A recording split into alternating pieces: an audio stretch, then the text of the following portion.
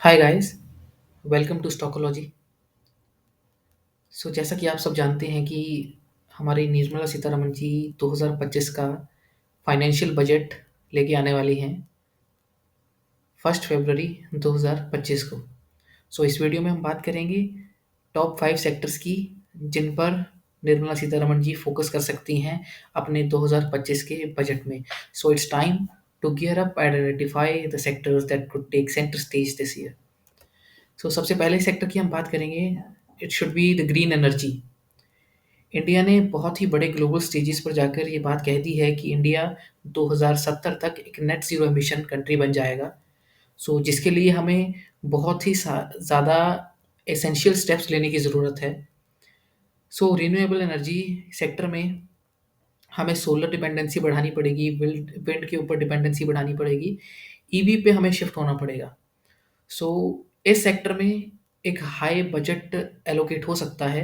जिन companies को benefit होगा इस चीज़ का वो रहेंगी Tata power, NTPC, power grid, Exide industries and Adani power. Second one, it should be the infrastructure. अब हमारे नितिन गडकरी साहब ने कहा था कि 2024 तक हम वर्ल्ड का सबसे बड़ा रोड नेटवर्क बना देंगे, जो कि अभी तक तो पॉसिबल नहीं हो पाया है, 2025 आ गया है। At this point of time USA का सबसे बड़ा रोड नेटवर्क है and India big it is at second position.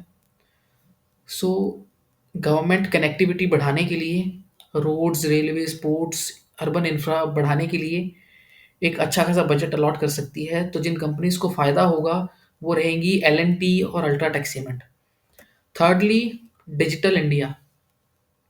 India एक ग्रोइंग इकोनॉमी है और हमारी गवर्नमेंट ने 5G रोल आउट पर एक बहुत ही बड़ा मैसिव बूस्ट दिया है।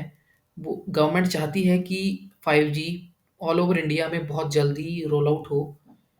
Secondly, AI, machine learning and blockchain, ये तीनों टेक्नोलॉजीज पर गवर्नमेंट का बहुत ही ज़्यादा ध्यान है और इन पर एक अच्छा खासा बजट अलॉट हो सकता है।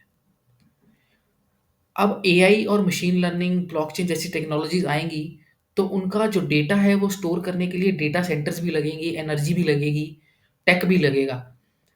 तो इन सब सेक्टर्स में से कुछ 5 कंपनीज़ हैं जो मैंने आप सबके लिए निकाली हैं। सर्विसेज़ की बात करें, टीसीएस और इन्फोसिस। डाटा सेंटर्स की बात करें तो भारती हेक्सा, ओरिएंट टेक्नोलॉजीज़। और टेलीकॉम नेटवर्क की बात करें तो एयरटेल। इन सब में एक अच्छा खासा इन्वेस्टमेंट आप कर सकते हैं। अपने पोर्टफोलियो का एक अच्छा खासा एक हिस्सा इन्हें दे सकते हैं, बिकॉज़ इंडिया अब डिजिटल इंडिया बनेगा। Fourth sector will be health care and pharma. अब कोविड के बाद पोस्ट पैंडेमिक गवर्नमेंट ने बहुत ज़्यादा ध्यान दिया है हेल्थ केयर, और बजट इसका जो रहेगा हेल्थ केयर का वो काफ़ी अच्छा रहेगा अभी ना। मेडिकल R&D, पब्लिक हेल्थ और फार्मास्यूटिकल इंडस्ट्री, इस पे एक अच्छा खासा बजट अलॉट हो सकता है। और जिन कंपनीज को फायदा रहेगा वो रहेंगी Apollo hospitals, Sun Pharma and doctor Reddy's lab. And fifth and the largest sector of India, जिस पे 60% इंडिया की पॉपुलेशन डिपेंड करती है, वो है एग्रीकल्चर। गवर्नमेंट एग्रीकल्चर को बूस्ट करने के लिए, इरिगेशन प्रोजेक्ट्स को बूस्ट करने के लिए, रूरल इंफ्रास्ट्रक्चर को बूस्ट करने के लिए काफ़ी सारी नई स्कीम्स ला सकती है ताकि फार्मर्स को फ़ायदा हो। और इन सब से जो कंपनीज़ प्रभावित हो सकती हैं, जिनको प्रॉफ़िट हो सकता है, वो रहेंगी Coromandel investments and Mahindra and Mahindra. Budget में मेरे हिसाब से यही 5 सेक्टर्स रहेंगे जिन पे गवर्नमेंट का सबसे ज़्यादा ध्यान रहेगा। अदरवाइज़ और ज़्यादा कंपनीज़ आप सर्च आउट कर सकते हैं इनके अलावा भी, जिनमें आप इन्वेस्ट कर सकते हैं। आई होप आपको ये वीडियो पसंद आई होगी।